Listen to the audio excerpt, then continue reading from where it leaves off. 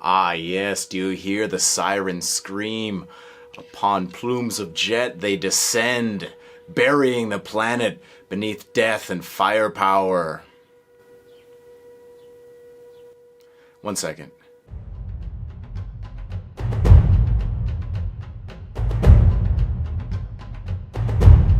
Okay, the sound is gone, so surely the danger has passed. There must be a storm of ruin. But today, timing is everything, right?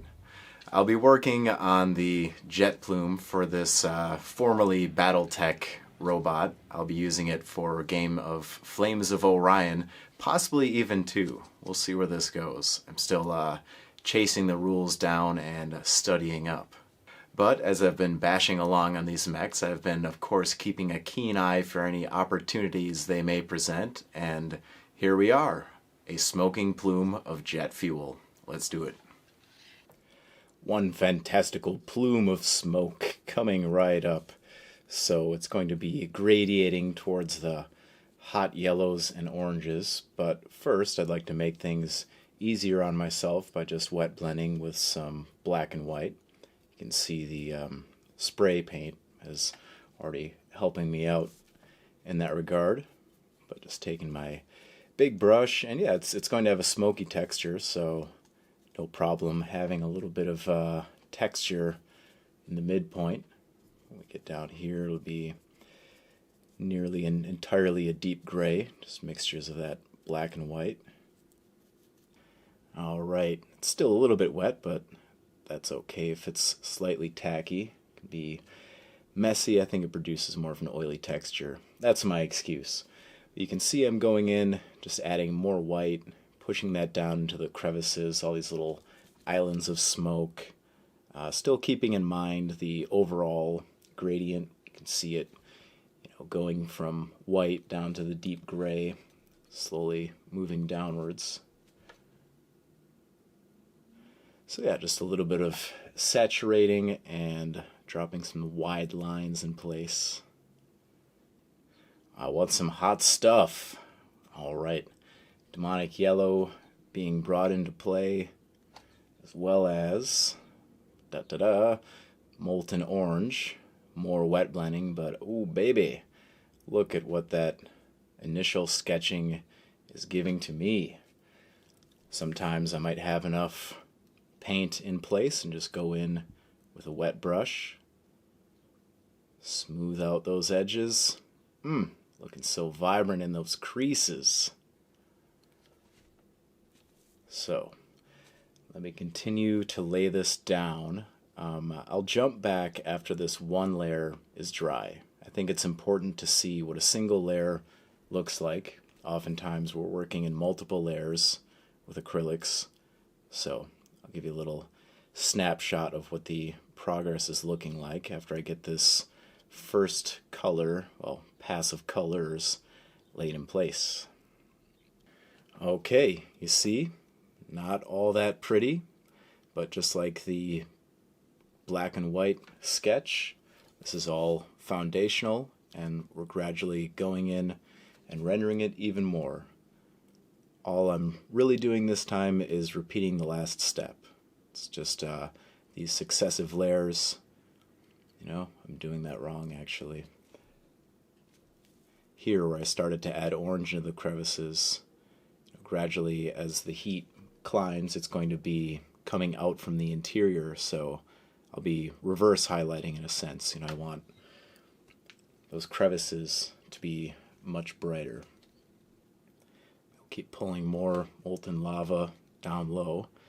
I've added just a little bit of water to my brush. Let gravity do a little bit of the work. Start targeting some smaller specks. Gradually the smoke will take over. This is just real loose. It's going to desaturate after it dries. So don't worry. It'll just be a little barely there pocket of orange. I'll work it up with a finer brush. But yeah, mainly this little portion was to demonstrate what one layer looks like, and then the building of additional layers I'll do this as many times as it takes to get just this yellow and orange established. Then we'll jump back for the next portion. Okay, still wrestling along. Still using the large brush. But at this point, I can start to pull in a little bit more drastic reverse highlighting, as we were talking about. The smoke rises outward, away from the plume of jet fuel, darkening as it goes outward. So I'll be adding portions of orange over the yellow. Then you can see this area, there's kind of a separation. I have orange mixed with a little bit of gray, and I'll be painting the tops of these smoke balls right around the mid-zone. Kind of the middle third will get a touch from this color. This will be interesting, right? Because right at this point, things would gradiate down to more natural smoke.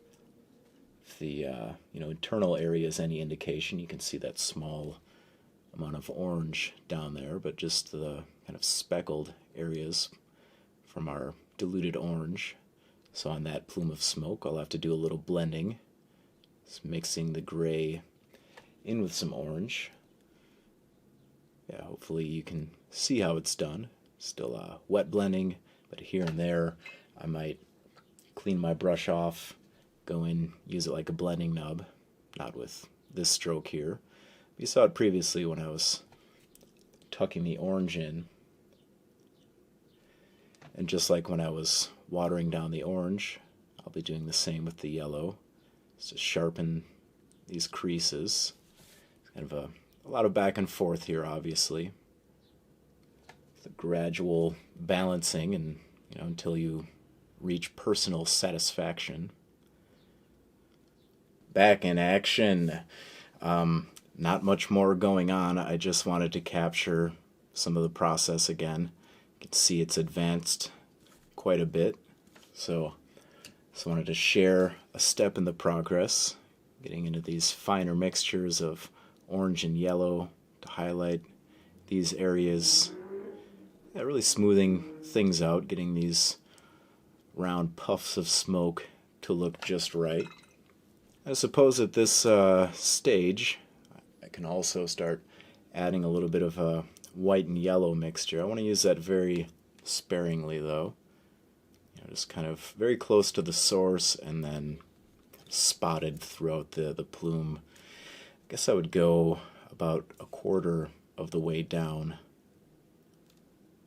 Yeah, I can start to brighten that up as well. But just more of that gradual balancing act. Still using a large brush, diluting these brighter colors down, sinking them into the crevices so they pile up and I get a nice bright and saturated take of that color, which is going to be essential for really selling this look. It needs to be very vibrant. Fire is so bright. Okay, there's the effect all together. Not bad at all. I'm digging it. Let's pop this robot off. So for the finishing touch, just pulling out my much smaller brush, just making sure, after all that big brushing and watering down and washing out, just want to make sure all the crevices are really looking their best. So just kind of mixing and matching. I'll be retracing. See how it's, these firm lines are really helping to properly define those shapes. Oh yes, beautiful. Every piece is an experiment. I don't often get a chance to paint something so intensely that's on flaming like this. It's fun to be trying something new. It's fun to be trying something new. Yeah, look at that. Nice and vibrant. Love these, really enjoy these kinds of cinematic effects. Very cool. Very hot, actually. That's just about a wrap. Say I just have a little bit of balancing to do, but I'm not leaving out any of the approaches or ideas that we've already been discussing. Just a further sharpening of the blade, enhancing. I will say, though, let's go in here. The deep gray does look a little bit naked without some attention. So let me just mix up something a little bit lighter. Yeah, I don't want to go crazy light, but it's kind of reverse highlighting. Well, this is normal highlighting. Wow. The smoke pushes out, it becomes lighter at the tops of these little plumes. Yeah, you can see the effect it's having, but just looked it lacked dimension. Can't leave that out, even though the orange and yellow is so eye-catching. Still would like to work this up a little bit, but I think the texture looks nice, and as you can see, it's not going to take me much time at all. Hot rockets complete, and another body added to the line. Now presenting Four Eyes. No one saw the four-eyed robot coming, but they will sure quiver at the memory of its path of destruction. This was a fun one to work on. It's nice to be able to kind of have a review of previously known techniques and execute them in a very pleasing way. Your category of success is very wide in this. Just remember to reverse highlight, except in the cases when you want to normal highlight. Many tricks will present themselves to us, Chromatic Warrior, but it is you, with your brush sword in hand, that will defeat many foes. So thank you for this. Wow. Thank you for your support on Patreon. I'm having a good time. I hope that you're enjoying these videos as well. Always feel free to ask any questions you may have down in the comments section below. Until we meet again, my friend, remain unchained.